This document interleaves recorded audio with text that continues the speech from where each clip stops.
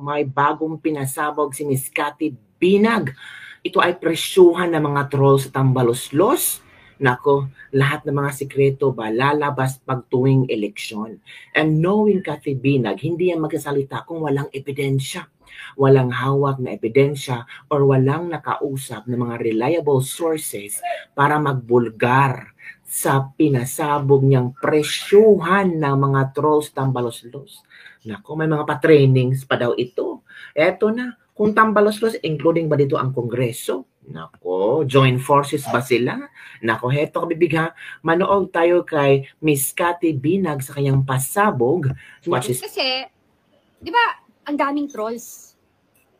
Di ba, ang daming trolls na, di niya ba nahalata na lahat ng dumidepensa sa Duterte or kumakalaban, hindi naman kumakalaban, like nagko-comment or nagki-criticize sa government, mapapansin nyo sa account nyo or sa mga post, ang daming trolls. Yung mga biglang magko-comment, sabay-sabay sila, pagkakaisahan ka. Tapos, pag-usapan natin, yun ang una natin pag-usapan. Tapos, iisa yung naratibo nila. Depensahan, tapos pro-China ka. When you try to think about it, talagang scripted yung ginagawa nila. You know why? Meron kasing nag-hire na mga consultant kuno. Ito galing to sa mga galing to sa congressman mismo. Okay? Congressman ang nagsabi. Sa House of Representatives, nag-hire ng consultant. And you know, anong funny? Ang Diyos talaga marunong, no? Nag-hire sila ng consultant para sa bawat congressman. Ang una, ang sabi, 100 consultant per congressman.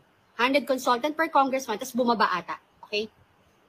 So, eto, Martin Romualdez, iklaro mo to. Kasi yung sweldo nanggagaling sa office ni Yeda ng mga consultant na yan. Okay? Yung consultant na to,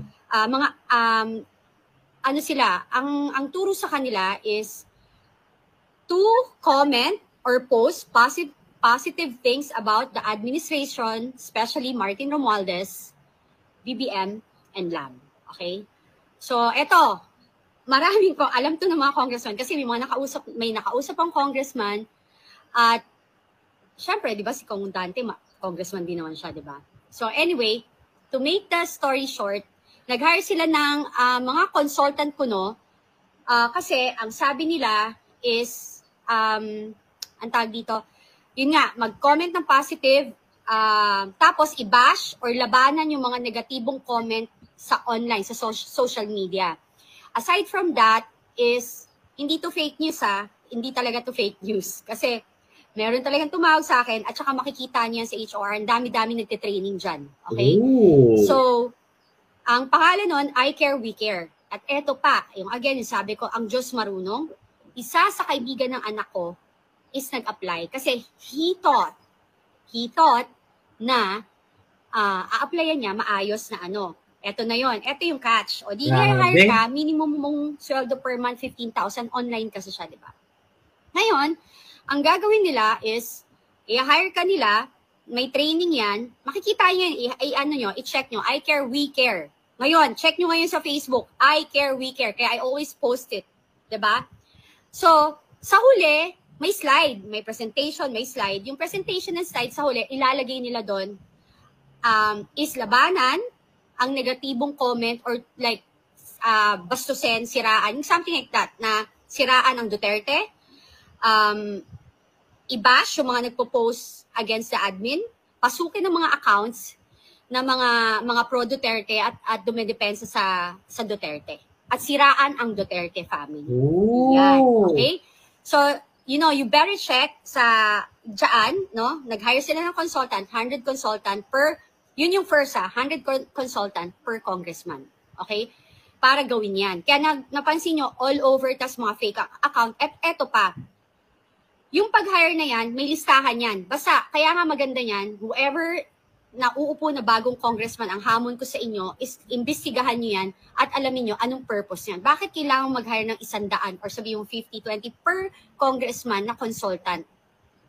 Meron ho yung application, meron ho silang record dyan kasi nag-apply sila. And again, Martin, pakisagot to. Kasi sa office ni Yeda, tumatanggap ng sweldo. Okay? Okay. Ang opisina ni Okay, Yeda. yun lang. So, asawa para ni- wag na kayo magtaka. I-check nyo ngayon na I care, we care. I-check nyo ngayon sa Facebook nyo. Marami yan. Marami nag-hashtag yan. Nako. Sa opisina pala ng asawa ni Martin Romualdez, kumukobra ng pera, 15,000 per month. Yung I care, we care, 100 consultant per congressman.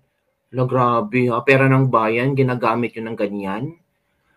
Taxes namin, ginagamit nyo ng ganyan para lang talaga maging mabango ang pangalan nyo at siraan nyo ang mga Duterte. In fairness, si Cathy Binag, may mga reliable sources to eh. May mga friendship din itong mga congressman. So of course, baka may nag-tip sa kanya o nagsabi sa kanya personally.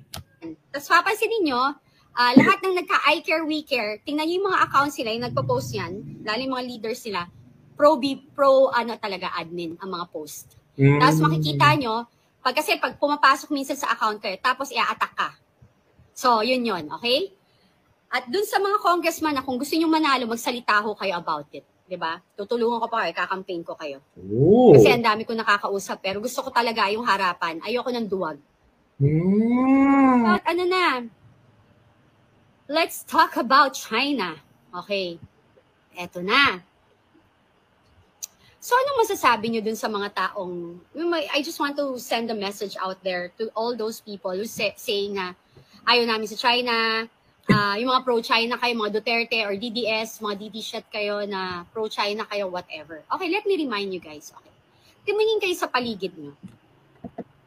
Tingnan nyo yung buong paligid nyo. Karamihan sa gamit nyo, made in China. Diba? Karamihan sa gamit nyo, made in China. Okay? Ultimo yung mga trolls kayo, yung ginagamit yung cellphone, made in China. Correct. Diba? Ano mo yun? Gawa sa China. Kasi ang mahal-mahal naman ng ang mahal-mahal ng ang iPhone, Samsung, or whatever. Diba? So ako, tigilan nyo yung kakasabi nyo na ayaw namin sa China. Diba? Ayaw nyo sa China. Okay. Ayaw nyo sa China, baka hindi nyo alam, yung pinapasukan yung kumpanya, ang may-ari, ang investor, Chinese.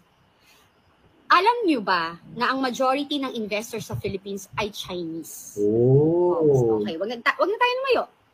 The C, may-ari na SM. SM itself, most of their products are made in China. Oh, 'di ba? Factories here, nakadepende tayo sa mga manufacturing ng mga what do you call this? Raw materials natin galing sa China. Okay? So, sa akin, before kayo magsalita na ayaw nyo sa China, tumingin kayo sa paligid ninyo. Tumingin kayo sa paligid ninyo kasi tingnan ninyo kung wala kayong gamit na galing sa China. Okay? So,